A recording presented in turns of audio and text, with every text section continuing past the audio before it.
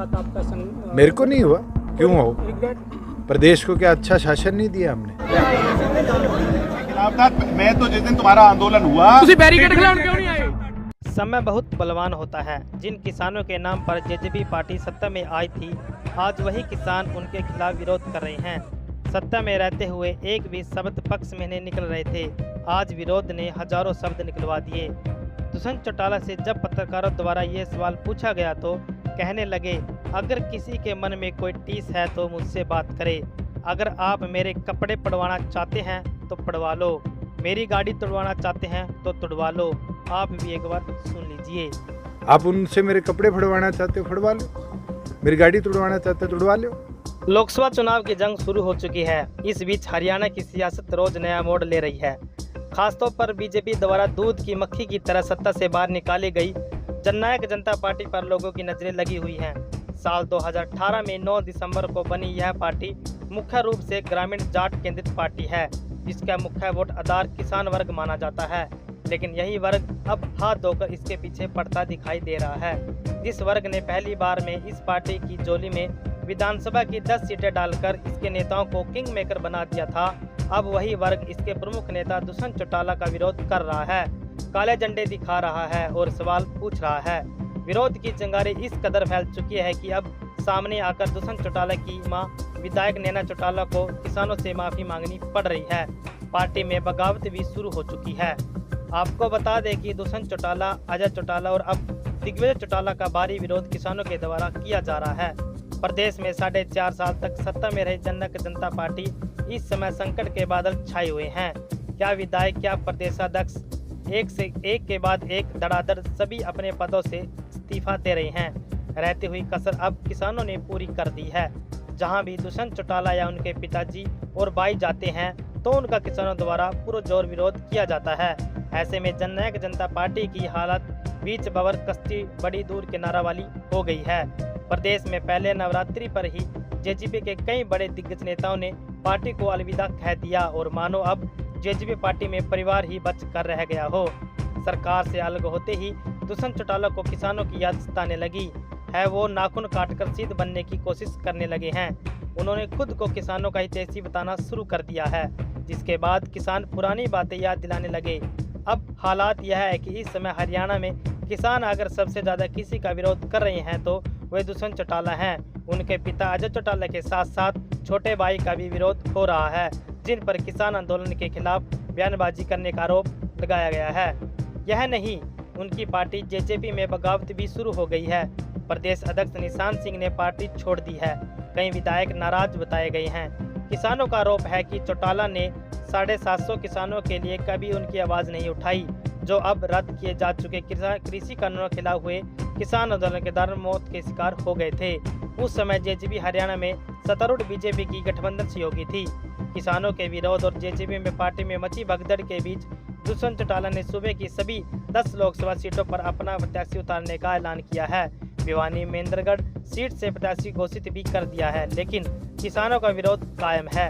किसानों ने साफ कहा है कि अगर दुष्यंत चौटाला शंभू और खनौरी बॉर्डर पर चल रहे किसान आंदोलन में भी आकर माफी मांगेंगे तो उन्हें माफ नहीं किया जाएगा, क्योंकि वो सत्ता लोलुप और अवसरवादी है। खाट की हांडी बार बार नहीं चढ़ती, इसलिए उन्हें माफी नहीं दी जाएगी। किसानों का तो यहाँ तक कहना है कि दुष्यंत चौटाला की पार्टी जेजेपी से अब लोगों का नाराजगी नहीं बल्कि नफरत है, इसलिए माफी का कोई सवाल ही नहीं बनता।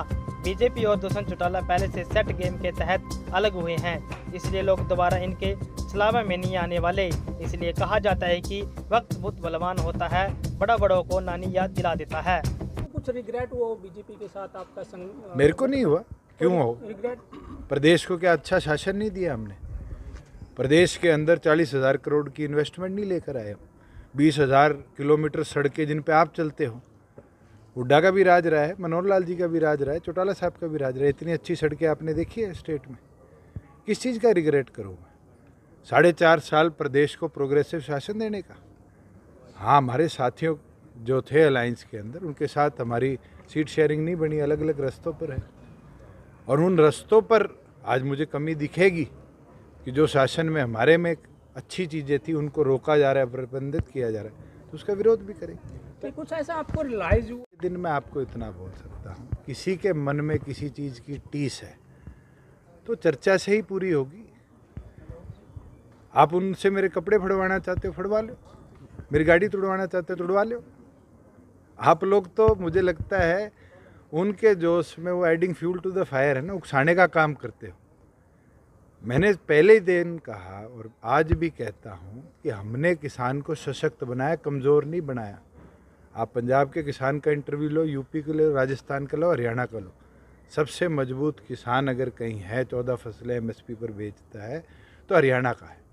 और दूसरी चीज़, आज के दिन जो व्यवस्था हम बना चुके हैं, मुझे नहीं लगता हमारे आसपास के स्टेट्स अगले 10 साल में भी बना पाएंगे। सैनी साहब इसको चला पाएँ, अच्छे तरीके से चला पाए, मेरी शुभकामनाएं हैं। जहाँ बात विरोध की आती है, मैंने पहले कहा है, यही जिताने वाले हैं, यही हराने वाले हैं। इनके मन में कोई बात है तो बात सुनेंगे भी और उस पर निष्कर्ष भी निकालेंगे। तो क्या इनविटेशन है फार्मर्स का, क्या ये बात आप ले आओ, कल सुबह ले आओ। नहीं, मीडिया अगर के आपके माध्यम से पास ऐसा कुछ? अगर आपके पास कोई 4 किसान ऐसे हैं जिनकी आपसे चर्चा हुई है, ले आओ, मैं चर्चा कर लूँगा। सभी फार्मर्स मैं को आपको लेके एक चार चीज़ बता किसानों को सकता लेके- हूँ जो शायद आपने पत्रकारिता में ना समझ पाई हो। ये गांव के अंदर ग्रुप्स हैं और ग्रुप्स अलग अलग पॉलिटिकल अलाइनमेंट से भी हो सकते हैं, सोशल कॉजेज से जुड़े भी हो सकते हैं। उन ग्रुप्स के साथ कभी भी एक समय पर कोई भी नहीं बैठ सकता। जब जब जहाँ जहाँ मिलेंगे, मेरे को मिले नारनौंद के अंदर, मैंने उतर के उनसे चर्चा भी करी, मैंने मेरे प्रोग्राम भी करे। आज भी मैं दुराना के अंदर था, उचाना में 4 साथी खड़े थे। उन 4 साथियों के आप जैसे ही कैमरे थे और वो साथी अपनी वीडियो बना रहे थे, कर रहे थे विरोध। पूछा किस चीज़ का विरोध है, जवाब नहीं है। मैं तो मेरे प्रोग्राम करके आया। कल कोई हानि कर देगा मेरे को, इस चीज़ से मैं प्रोग्राम करने छोड़ दूंगा, मुझे नहीं लगता ये समय है। राजनीतिक व्यक्ति हूँ, राजनीति करना, जनता की हिस्सेदारी को बढ़ाना, जनता की आवाज़, हरियाणा की आवाज़ पार्लियामेंट में कैसे पहुँचे, ये मेरा उद्देश्य है और इस उद्देश्य को मजबूती के